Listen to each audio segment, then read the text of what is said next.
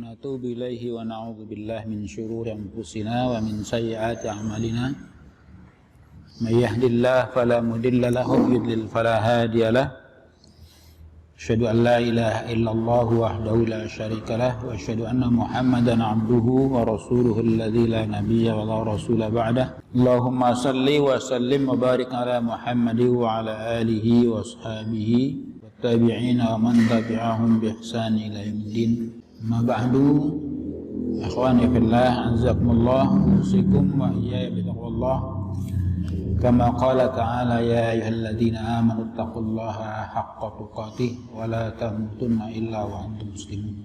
Sidang jamaah yang semoga senantiasa dalam bimbingan dan lindungan Allah Subhanahu wa taala. Tidak henti-hentinya marilah kita bersyukur kepada Allah atas segala nikmat-Nya. Salawat salam juga senantiasa kita hanjungkan untuk junjungan Nabi kita Muhammad sallallahu alaihi wasallam, untuk segenap keluarga sahabat tabi'in, dan semoga umat termasuk kita yang hidup di akhir zaman yang sudah penuh dengan fitnah ini tetap terpelihara iman Islamnya, istiqomah di atas sunnahnya sampai pada saat kita dipertemukan ajalnya dalam keadaan husnul khatimah. Amin. Para jamaah yang dirahmati Allah Subhanahu wa taala, pada kesempatan yang singkat ini mari kita manfaatkan untuk mengingat kembali tentang berbagai macam kewajiban-kewajiban yang harus kita lakukan karena seorang hamba ini diperintahkan untuk senantiasa bersyukur kepada Allah. Jangan sampai terlepas dari rasa syukur, karena syukur ini merupakan konsekuensi bagi seorang mukmin, bagi seorang yang ingin menghamba kepada Allah dengan penghambaan yang baik, maka rasa syukur ini harus senantiasa tertanamkan. Allah Subhanahu wa taala berfirman dalam surat Al-Baqarah itu, ya ayyuhalladzina amanu kulu min thayyibati ma razaqnakum washkuru lillahi in kuntum iyyahu ta'budun. Wahai orang-orang yang beriman, makanlah kalian dari yang baik-baik dan bersyukurlah kalian kepada Allah jika memang kalian beribadah. Jika memang kalian hanya Allah beribadah, maka harus benar-benar bersyukur karena Allah Subhanahu wa taala telah melimpahkan segenap karunia-Nya semuanya demi kemaslahatan hambanya. Sedikit pun Allah tidak pernah berbuat zalim kepada hambanya. Innallaha laisa bidzallamin lil 'abid. Sesungguhnya sekali-kali Allah tidak akan pernah berbuat zalim kepada hambanya. Dan pada suasana di mana kita masih dihantui oleh ketakutan wabah corona ini yang kita dinyatakan sudah masuk masa new normal, tapi kemudian juga klaster-klaster baru bermunculan sehingga Cilacap ini dinyatakan kembali sebagai zona merah. Untuk itu marilah kita tetap waspada, berhati-hati tanpa disertai ketakutan yang berlebihan, tetapi kita ikhtiar untuk menjaga diri dan lingkungan tetap harus kita lakukan. Karena kita ini orang yang memang sudah dibekali dengan iman serta imun. Iman kita kuatkan, imunitas juga kita upayakan. Sebagai seorang mukmin kita harus mendasari sebuah keyakinan bahwa tidak akan pernah menimpa musibah kepada seorang hamba kecuali memang itu sudah ditetapkan Allah Subhanahu wa taala. La yusibana illa ma kataballahu lana huwa maulana fa'alallahi falyatawakkalul mu'minun. La yusibana tidak akan pernah menimpa musibah kepada kita illa ma kataballahu lana, kecuali memang itu sudah ditulis oleh Allah untuk terjadinya satu musibah.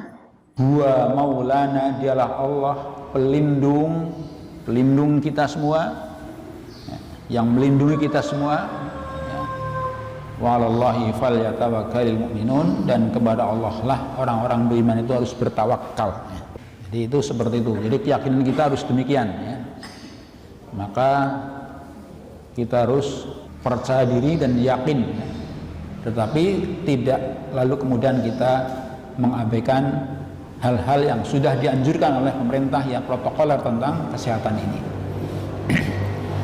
Itulah para jamaah yang berbahagia, sekedar pengantar. Kemudian selanjutnya kita akan mengutip beberapa nasihat ya, yang dinasihatkan dalam satu kitab Nasaihul Ibad. Yang nasihat ini ada bervariasi, ada yang 2 pasang, 3 pasang dan seterusnya. Nah, di sini kita akan membaca maqalah yang pertama. Marwa 'anin Nabi sallam annahu qala khaslatani la syai'a afdalu minhuma al-imanu billah wan naf'u lil muslimin. Khaslatani, 2 bagian atau 2 hal yang tidak ada yang lebih mulia, lebih utama dari 2 hal ini. 2 perkara yang tidak ada yang lebih utama dari 2 perkara ini, yaitu yang pertama al-imanu billah, beriman kepada Allah, wan naf'u lil muslimin, dan yang kedua bermanfaat bagi sesama muslim. Jadi yang pertama yaitu beriman kepada Allah. Ini pokok ya. Tidak ada yang lebih daripada ini ya. Karena harga diri seseorang itu tergantung pada iman ya. Bahkan Allah telah menyatakan jual beli ya.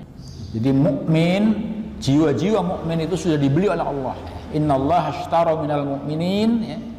Sesungguhnya Allah telah membeli jiwa orang mukminin, hartanya dan jiwanya. Bi anna lahumul jannah, bahwa mereka itu sudah disiapkan surga. Jadi keimanan itu menjadi syarat seseorang masuk surga. Masuk surga itu syaratnya iman. Inilah maka iman itu menjadi perkara yang paling penting. Beriman ya. Apa itu iman? Kalau kita merujuk ke salah satu hadis atau ke dalam satu hadis yang masyhur tentang iman itu, yaitu ketika terjadi percakapan antara malaikat Jibril dengan Nabi kita Muhammad SAW. Hadisnya panjang, kita cuplik yang berkaitan dengan iman ini. Ketika Nabi SAW ditanya oleh malaikat Jibril, ya Muhammad, akhbirni anil iman, wahai Muhammad, beritakan kepada saya tentang iman. Maka beliau menjawab, al-iman an tu'mina billah wa malaikatihi wa kutubihi wa rusulihi wal yaumil akhir wa tu'mina bil qadari khairihi wa syarrihi. Wahai Muhammad, habarkan kepadaku tentang iman. Maka beliau menjawab, iman itu hendaklah engkau beriman kepada Allah, beriman kepada malaikat-malaikat Allah, beriman kepada kitab-kitab Allah, beriman kepada utusan-utusan Allah, beriman kepada hari kiamat, hari akhir, dan yang keenam, wa tu'mina bil qadari khairihi wa syarrihi. Engkau beriman kepada qada dan qadar. Itu iman ya, berlandaskan pada hadis ini ya. Jadi iman itu ya beriman kepada Allah. Paket ya, itu yang disebut dengan rukun iman ataupun rukun iman yang 6 itu dalilnya adalah hadis ini. Kalau ditanya mana dalil rukun iman, ya hadis ini. Yang pertama beriman kepada Allah. Kita harus beriman kepada Allah Subhanahu wa taala. Ya, tentang adanya Allah tidak boleh kita ragu. Meski kita tidak pernah melihat ya, tidak berarti kita terhalang untuk mengimani Allah Subhanahu wa taala. Berbeda dengan orang-orang Bani Israel, dia menuntut, saya sanggup beriman kepadamu Musa asal aku melihat Tuhanmu. Nah, itu orang Bani Israel ya. La nu'mina laka hatta narallaha jahratan. Aku tidak akan beriman kepadamu Musa hingga aku melihat Tuhanmu dengan jahrah, dengan jelas, dengan terang. umat Nabi kita Muhammad SAW tidak demikian ya. Meski kita tidak melihat, bukan berarti kita terhalang untuk mengemani Allah Subhanahu wa ta'ala. Tentang adanya Allah, tentang nama-nama Allah, tentang sifat-sifat Allah ya, tentang zat Allah, itu total kita beriman kepada Allah. Terkait dengan iman kepada Allah termasuk mengimani perintahnya, mengimani larangannya, mengimani hukum-hukumnya, mengimani kabar-kabarnya ya. Semua yang diberitakan Allah itu wajib kita imani. Karena konsekuensi beriman kepada Allah itu ya mengimani beritanya, yaitu yang ada dalam Quran tentang masa lalu ya. Di dalam Quran diceritakan tentang masa-masa ya, zaman dahulu ya. Kemudian sampai kepada mengimani perkara-perkara ghaib yang diinformasikan oleh Allah Ta'ala lewat Al-Quran ini, tentang surga, tentang neraka, tentang fahala, tentang hisab, tentang mahsyar, tentang segala macam. Makanya itu rukun iman itu satu sama lain berkaitan, tidak boleh ada yang ditolak. Menolak salah satu rukun iman yang 6 itu berarti menggugurkan keimanan kita secara total. Jadi menolak rukun iman itu berarti kafir.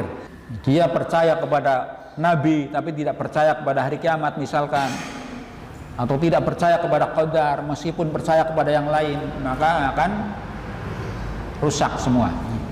Jadi rukun iman yang 6 ini adalah merupakan satu paket, satu kesatuan yang tidak terpisahkan. Makanya dikatakan tidak ada yang lebih mulia selain beriman kepada Allah Subhanahu wa ta'ala. Kemudian iman juga memiliki pengertian ya, selain iman tadi didefinisikan sebagai yang tersebut dalam rukun iman, yaitu iman adalah al-iman huwa an tu'mina billah, yaitu beriman kepada Allah, malaikat, kitab, rasul, hari kiamat, qada qadar. Maka pengertian lain iman juga al-iman huwa tasdiqul qalbi.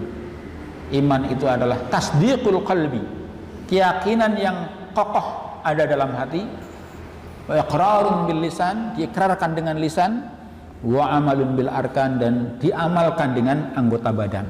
Jadi kalau begitu iman itu memiliki unsur ya, ada unsurnya, yaitu tasdiq, keyakinan, kepercayaan, kejujuran, kemudian iqrar, pernyataan dalam lisan, iqrarun bil lisan. Kemudian iman juga butuh bukti, yaitu wa amalun bil arkan, diamalkan dengan anggota badan. Kita sholat itu bukti keimanan ya. Kita berpuasa bukti keimanan. Kita melaksanakan seluruh perintah-perintah Allah dan Rasulnya, itu membuktikan keimanan kita kepada Allah Subhanahu wa ta'ala. Termasuk kalau panjenengan hadir wonten ing majlis yang penuh berkah ini adalah bukti keimanan. Karena apa? Kita meyakini dengan kita menuntut ilmu ya, ini sedang membuktikan janji Nabi SAW, man salaka tariqan yaltamisu fi ilman sahhalallahu lahu tariqan ilal jannah. Barang siapa yang berjalan menuju ilmu, maka Allah akan memudahkan baginya jalan menuju surga. Karena yakin akan itu, maka kita mau berjalan menuntut ilmu. Ini salah satunya. Termasuk kita memakmurkan masjid, itu juga wujud iman ya. Karena memang tidak ada yang sanggup memakmurkan masjid kecuali orang-orang beriman. Tidak mungkin orang yang tidak beriman kok mau ke masjid, nggak mungkin. Ke masjid ini adalah dalam rangka membuktikan keimanan. Allah Subhanahu wa ta'ala berfirman dalam surat At-Taubah ayat 18, innama ya'muru masajidallahi man amana billahi wal yawmil akhir wa aqamas salata wa ataz zakata wa lam yahsha illallah fa'asa ulaika ay yakunu minal muhtadin. Tidak lain yang sanggup memakmurkan masjid itu hanyalah orang-orang beriman. Jadi hanya orang beriman saja yang bisa memakmurkan masjid. Hanyalah orang yang beriman kepada Allah dan hari akhir yang sanggup mampu memakmurkan masjid. Kemudian menegakkan sholat, menunaikan zakat, tidak takut kecuali kepada Allah. Fa'asa ulaika yakunu minal muhtadin. Maka dengan itu semoga kita berharap termasuk dalam golongan orang-orang yang mendapatkan hidayah, mendapatkan petunjuk Allah Subhanahu wa ta'ala. Kemudian selanjutnya para jamaah berbahagia, iman itu bersifat fluktuatif, ya, kembang kempis, ya, naik turun, jelag-jelug, orang dedel terus, boten dedel terus. Makanya al-imanu yazidu wa yanqusu. Iman itu bisa tambah, bisa berkurang, bisa naik, bisa turun. Kira-kira jenengan bisa merasakan nggak atau pernah merasakan nggak saat-saat dimana imannya dedel, semangat, ya, sholatnya semangat, ngelakoni ketaatan semangat, tapi kadang-kadang juga merasakan dimana kadang-kadang bebah. Pernah nggak kayak gitu? Ngelampai mboten? Jadi benar memang iman itu naik. Jadi faktanya memang begitu. Nek lagi semangat, ya. Tapi kadang-kadang loyo, bebah, kadang malah putus asa. Nah inilah karena iman itu bersifat seperti itu, maka kita harus berupaya berikhtiar kangge jaga aja nanti imannya down. Jangan sampai melorode ke jeron, ya, sampai akhirnya bahkan hilang. Makanya kita sering melihat, ya, sering menyaksikan baik itu dalam kehidupan sehari-hari maupun berita-berita, ya, ada orang yang tadinya baik, ya, tokoh, panutan, figur, ternyata terlibat berbagai hal yang tidak baik. Dulunya aktif, aktivis, sikim melepem. Nah itulah karena iman itu naik turun. Nah inilah yang harus kita jaga. Tidak ada yang bisa jamin kalau sekarang baik itu besok terus jadi baik, belum tentu. Dan sebaliknya tidak bisa kita nas orang yang sekarang belum baik kemudian tetap akan menjadi tidak baik. Suatu saat akan berubah jadi baik. Itu sangat mungkin. Makanya kita bersyukur kepada Allah, ya, atas keimanan yang Allah tanamkan kepada kita. Nah, semoga iman ini semakin kuat, ya, semakin kuat. Dan yang belum terus kita bina, kita pantau, ya, kita arahkan, kita dampingi supaya semakin baik dan semakin baik. Itulah salah satunya kenapa kita tidak boleh mencela, ya, tidak boleh memaki-maki orang yang tidak baik, ya. Karena belum tentu, ya, orang yang hari ini belum baik bisa jadi satu saat jadi baik, atau orang yang sekarang baik bisa jadi satu saat sebaliknya. Jadi salah satunya kita tidak boleh mencela, tidak boleh memaki salah satu, ya, karena memang kita mukmin itu dianjurkan untuk saling mendoakan, ya, saling menguatkan. Jadi beriman kepada Allah, ya. Ini sangat penting, ya, karena keimanan ini sangat bermanfaat, ya. Nasihat itu juga baru bermanfaat bagi orang-orang beriman. Tidak ada gunanya nasihat bagi orang yang tidak beriman, tapi bagi orang beriman nasihat itu bermanfaat. Inna dzikra tanfa'ul mu'minin, karena peringatan itu bermanfaat bagi orang-orang yang beriman. Kemudian yang berikutnya selain beriman kepada Allah, yaitu wan naf'u lil muslimin, bermanfaat bagi sesama muslim, bermanfaat bagi sesama muslim. Jadi kita berusaha selain kita perkokoh keimanan, juga hendaklah kita berupaya masing-masing untuk menjadi orang yang bermanfaat bagi sesama muslim. Migunani kanggo sedulur muslim, keberadaannya bermanfaat tumrape sedulur muslim. Karena Rasulullah menyatakan khairun nas anfa'uhum linnas, sebagus-bagus yang menungsa yaitu yang bermanfaat bagi sesama manusia. Jadi keberadaan kita itu bermanfaat, menjadi seseorang yang memiliki manfaat. Bil maqali, ya, ucapannya bermanfaat, ya, ucapan yang baik. Ada satu makalah, ya, khairul kalami ma qalla wa dalla, sebaik-baik ucapan adalah qalla sedikit tetapi dalla, mengandung petunjuk. Ya, karena orang beriman itu ketika berbicara mesti menggunakan dalil sehingga bermanfaat, ya, ucapannya bermanfaat. Wabil jah, dengan kedudukannya. Tatkala seseorang mendapatkan suatu kedudukan di berbagai level, apa itu kedudukan di tingkat RT, di tingkat RW, di tingkat kelurahan dan seterusnya, maka tatkala kita punya kedudukan, hendaklah kita manfaatkan, ya. Karena biasanya orang yang punya kedudukan itu dihormati, ya. Kecenderungan orang menghormati orang itu salah satunya dengan kedudukan, punya kedudukan, ya. Maka tatkala punya kedudukan, manfaatkan untuk kebaikan, ya. Untuk mencegah kemungkaran, untuk mengajak kepada kebaikan-kebaikan.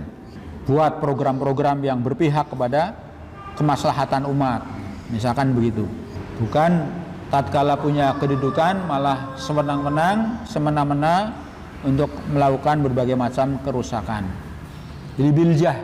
Kemudian bilmal, dengan hartanya. Tatkala seseorang diberikan anugerah Allah Subhanahu wa taala berupa harta, maka dengan hartanya dia berbuat maslahat, berbuat yang bermanfaat bagi muslim melalui hartanya, memfasilitasi kegiatan-kegiatan yang positif, ya, mendanai urusan-urusan yang bermanfaat, urusan dakwah, urusan kepentingan-kepentingan umat, manfaatkan dengan harta yang dia miliki. Karena harta itu nanti juga menjadi bagian yang akan dipertanyakan, ya, menjadi bagian yang akan digugat. Dalam satu hadis Rasulullah menyatakan, la yazalu qadama 'abdin hatta yus'ala an arba'. Tidak akan bergeser tumit anak Adam kecuali nanti akan ditanya tentang 4 hal, yaitu an jismihi fi ma'blah, tentang jasadnya, tentang badannya. Untuk apa badannya yang sehat sampai kemudian rusak, sampai binasa, sampai nanti pada akhirnya menjadi santapan cacing tanah, itu untuk apa badannya? Kemudian wa'an umrihi, tentang umurnya, sekian panjang umur yang Allah anugerahkan itu berguna apa tidak, bermanfaat apa tidak. Jangan hanya bangga dengan umur yang panjang, ya, 150 tahun, 125 tahun, ya. Tapi apa yang bisa diberbuat dalam kurun waktu yang sepanjang itu? Ini yang penting. Makanya Rasulullah juga menyatakan, khairun nas man tala umruhu wa hasuna amaluhu. Orang yang bagus itu orang yang diberi panjang umur kemudian bagus amalannya. Wa syarrun nas, dan sejelek-jelek manusia yang tala umruhu wa sa'a amaluhu. Umurnya panjang tapi jelek amalannya. Ini tentang umurnya. Kemudian wa'an ilmihi, digugat juga tentang ilmu. Jangan ayam-ayam, ya, orang berilmu itu nanti akan digugat. Dengan ilmu yang kamu dapatkan, memberikan kontribusi yang bermanfaat apa tidak? Ini ada satu paradok. Satu sisi kita diperintahkan untuk belajar, memperluas ilmu, mempertinggi ilmu, tapi sisi lain juga hati-hati bahwa nanti ilmunya akan ditanyakan. Wa an ilmihi fima fa'ala. Berkarya apa dengan ilmu yang kamu miliki? Karyanya mana dengan ilmu yang kamu punya? Titelnya berderet, tapi karyanya mana yang bermanfaat bagi kebaikan? Maka Rasulullah menyatakan, barang siapa yang bertambah ilmu tapi tidak bertambah taatnya, bertambah kebaikannya, maka sebetulnya dia akan bertambah jauh dari Allah Subhanahu wa taala. Man izdada ilman wa lam yazdad hudan walam yazdad minallahi illa bu'dan. Barang siapa yang tambah ilmu tapi tidak tambah hidayahnya, tidak tambah ketaatannya, maka sebetulnya dia bertambah jauh dari Allah Subhanahu wa taala. Kemudian yang terakhir, wa an malihi min aina tasabahu wa fima anfaqahu, ditanyakan tentang hartanya, ya, dari mana diperoleh dan kemana dibelanjakan. Ini terkait dengan bermanfaat dengan harta. Jadi mencoba mencari atau mencoba dengan hartanya itu bisa mendapatkan, memberikan manfaat. Wal badani, ya, wal badani, dan dengan badannya, ya, dengan badannya. bermanfaat juga selain dengan hartanya juga dengan badannya. Jadi semua potensi yang Allah anugerahkan kepada kita, ya, ucapannya, kedudukannya, hartanya, badannya, itu dikerahkan untuk sebesar-besar manfaat bagi kepentingan muslim. Qala Rasulullah SAW, man asbaha la yanwi dzulma ala ahadin ghufirahu ma hana man asbaha yanwi nusral madlum wa qada'a hajatil muslimin kanat lahu ka ajri hajjatin mabrurah. Barang siapa yang di pagi hari tidak punya niatan untuk berbuat zalim, di pagi hari sudah niat, ya, dalam hatinya niat jangan sampai saya mendolimi sesama. Pagi hari esuk-esuk atine wis ditata aja nganti inyong nglarani mendolimi sesama muslim. Jadi hendaknya setiap hari kita menata hati jangan sampai kita menyakiti saudara muslim, ya, baik dengan ucapannya, dengan perbuatannya, dengan sikapnya, ya. Dipun tata hatinya untuk tidak menyakiti atau mendolimi kepada seorang pun atau salah seorang pun, baik muslim maupun yang lain. Jadi sambendina atine ditata aja nganti duwe niat kepengin menyakiti seorang pun, maka apa? Ghufirlahu, maka dia akan diampuni dosa-dosanya. Wa man asbaha yanwi nusratal mazlum, dan barang siapa yang di pagi hari punya niatan untuk membantu orang-orang yang terzalimi, setiap hari membantu, niat untuk membantu menolong orang-orang yang terzalimi, wa qada'a hajatil muslimin, dan membantu hajat kebutuhan muslim, kanat lahu ka ajri hajjatin mabrurah, maka dia akan mendapatkan pahala seperti pahala haji mabrur. Jadi untuk mendapatkan pahala yang sangat besar seperti haji mabrur yang membutuhkan dana yang besar, antrian yang panjang, ya. Sekarang kan haji kan selain dananya mahal, ya, itu antriannya sing orang nguati, nek duitnya mungkin sih 35 juta ya bisa diupayakan, ya. Tapi sing ora kuat we antrine. Kita bisa mendapatkan pahala sebesar pahala haji mabrur dengan cara tadi. Esuk-esuk aja atau dua niat aja nganti gawe dolim.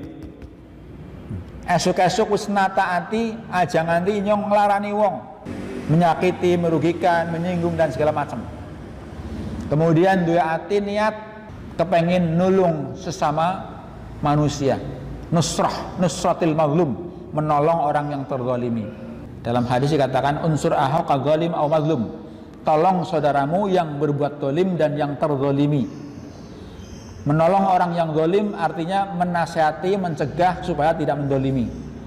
Kemudian al-mazlum jelas orang yang didolimi dibela. Wa qada'i hajatil muslim, dan memenuhi atau menutup kebutuhan muslim, bantu kebutuhan saudara muslim. Maka dia dikatakan ke ajri hajatil mabrur, yang mendapatkan pahala seperti pahala haji mabrur. Masya Allah, ya. Jadi dengan keimanan ini akan berdampak positif yang begitu luas, ya. Dengan dasar keimanan ini maka dampak positifnya akan meluas, menyentuh ke segala sektor kehidupan. Oleh karena itu iman itu menjadi perkara yang pokok, bahkan sampai menentukan surga atau neraka itu gara-gara iman. Dengan iman maka orang akan masuk surga meskipun dengan proses, ya. Secercah keimanan itu bermanfaat untuk mengantar seorang hamba masuk ke dalam surga. Kemudian wa qala alaihi salam ahabbul ibadi lillahi ta'ala anfa'un nas linnas wa afdalul amal idkhalus surur ala qalbil mu'min.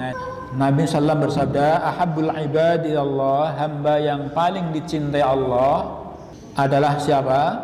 Anfa'un nas linnas, yaitu orang yang bermanfaat bagi sesama manusia. Ahabbul ibad, hamba yang paling dicintai Allah adalah anfa'un nas linnas, yang paling bermanfaat bagi sesama manusia. Sehingga kita berlomba untuk menjadi orang yang bermanfaat ya. Dengan segala apa yang bisa kita lakukan, lakukanlah untuk manfaat bagi sesama muslim. Mungkin hanya sekedar membantu dengan tenaga ya. Mungkin hanya sekedar membantu dengan saran, pandangan ya. Sampai kepada jika mampu dengan hartanya. Sehingga segala kondisi, segala potensi yang ada pada dirinya dikerahkan untuk manfaat sesama manusia. Wa afdalul a'mali, dan amalan yang paling afdal idhalus surur ala qalbil mu'min, memasukkan rasa gembira kepada hati orang beriman. Salah jawabannya yang bombongilah, gawe bungahaken ketika berbicara, ucapannya menyenangkan ya, jangan membuat orang menjadi ketakutan ya, ucapannya menghargai, tidak melemahkan, tidak melecehkan ya. Nih nah kayak gue sih ngapa misalkan itu ya. Jadi menghargai, telik wong meriang, telik kanca meriang misalkan, jadi bombongi ora apa-apalah, idep-idep gue ngasong istirahat ya. Jenengan nek orang meriang mbok tal-talan tekan di ora lah siki yang gue ngaso lah ora apa-apa. Lumrahe wong urip ya kan akeh warasa tinimbang meriange. Jadi dibesarkan hatinya. Aja telik wong meriang malah meden-medeni. Duh jan aku wingi tanggaku yang meriang kaya kono rong dina tok. Digambaring rumah sakit ora tekan mana wis nang dalan wis. Nah, itu jenenge medeni. Ya sing wis ora apa-apalah, sabar ya. Nah, kalau bisa dibacakan satu hadis ya, bahwasanya idza aradallahu 'abdahul khaira ibtalahum. Ketika Allah seneng karo hambane, menghendaki hambanya untuk jadi baik, maka Allah itu menguji. Jadi ujian yang Allah berikan kepada panjenengan berupa sakit itu bukti cinta Allah kepada Anda. Jadi tidak usah kecil hati, tetap husnudzon kepada Allah ya. Karena Allah tidak akan pernah mendolimi hambanya. Sedikit pun Allah tidak akan pernah berbuat dolim ya. Orang miskin juga dihibur, jangan diwajani, jangan dicela, jangan dilecehkan. Hiburan bagi orang miskin bagaimana? Dibacakan satu hadis, idh ra'aitul jannata fa'aksaru ahluhal fuqara. Ketika aku diperlihatkan surga, ternyata penghuni terbanyaknya adalah orang-orang miskin, orang-orang fakir. Jadi orang melarat itu gampang mlebu surga. Orang akan hisab, orang akan tanggungan gitu, itu salah satunya. Bahkan Rasulullah itu pernah minta berdoa untuk jadi miskin. Rasulullah itu nate ndonga, Allahumma ahyini miskinan wa amitni miskinan. Ya Allah, hidupkan saya menjadi miskin dan wafatkan saya dalam keadaan miskin. Gelem doa kaya gue. Jaluk wong melarat, orang doa habis melarat, orang doa habis miskin. Ini artinya apa? Gue menghibur ya. Jangan sampai dia putus asa dengan kemiskinan ya. Tapi dimotivasi ya, digembirakan. Jadi idhalus surur. Jadi afdalul a'mal idhalus surur ala qalbil mu'min. Memasukkan rasa gembira, gawe bombong kalau wong mukmin. Ya, betul gitu. Jadi selalu segala ucapannya itu mengarah kepada yang menyenangkan ya. Jangan menyakiti, jangan mencela ya, dan lain sebagainya. Bagaimana cara menggembirakan orang beriman itu? Yatrudu anhu ju'an, menghilangkan kelaparan ya. Menghilangkan kelaparan.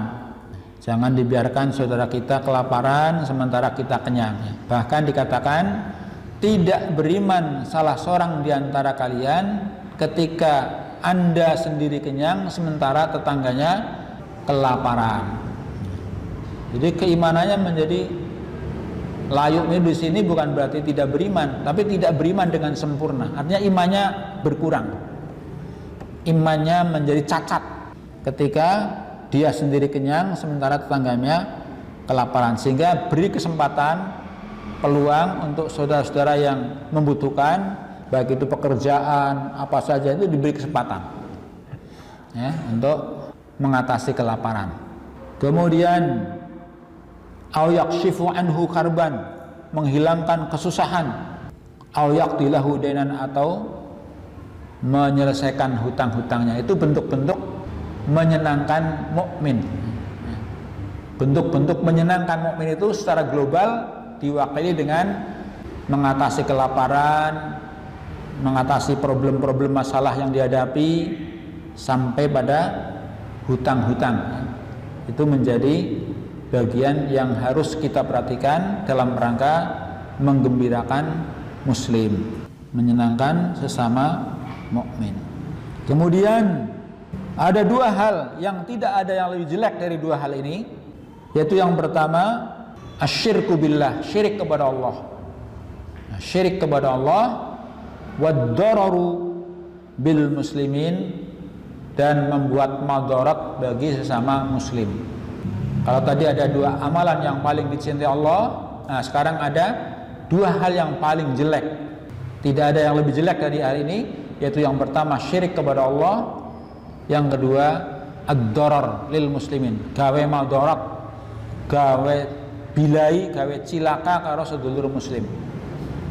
Jangan membuat madarat terhadap sesama muslim. Untuk itu ya, maka segenap para jamaah yang berbahagia, dengan nasihat-nasihat ini ya, yang berpasang-pasang dua-dua ini ya, diantaranya tidak ada yang lebih utama dari dua hal ini, yaitu beriman kepada Allah dan bermanfaat terhadap muslim. Hamba yang paling dicintai Allah adalah yang pertama seorang hamba yang bermanfaat bagi sama manusia, dan amalan yang paling utama adalah memasukkan rasa gembira terhadap sesama muslim, menggembirakan orang-orang beriman. Dan kemudian ada dua hal yang paling jelek, yang tidak ada yang lebih jelek dari dua hal ini, yaitu berbuat syirik kepada Allah Subhanahu wa taala, kemudian berbuat madarat bagi sesama muslim. Ya, tentang syirik sudah sering kita bahas nih. Kemudian berbuat madarat, jadi berbuat hal-hal yang membahayakan, ucapan yang membahayakan, perbuatan yang membahayakan, baik bagi dirinya, bagi sesamanya. Ini berusaha untuk kita hindari ya, sehingga semoga kita akan menjadi seorang hamba yang dicintai Allah Subhanahu wa taala. Semoga sekelumit ini bermanfaat, kurang lebihnya mohon maaf. Aqulu qouli hadza astaghfirullah, subhanakallahumma bihamdika asyhadu an la ilaha illa anta astaghfiruka wa atubu ilaik. Assalamualaikum warahmatullahi wabarakatuh.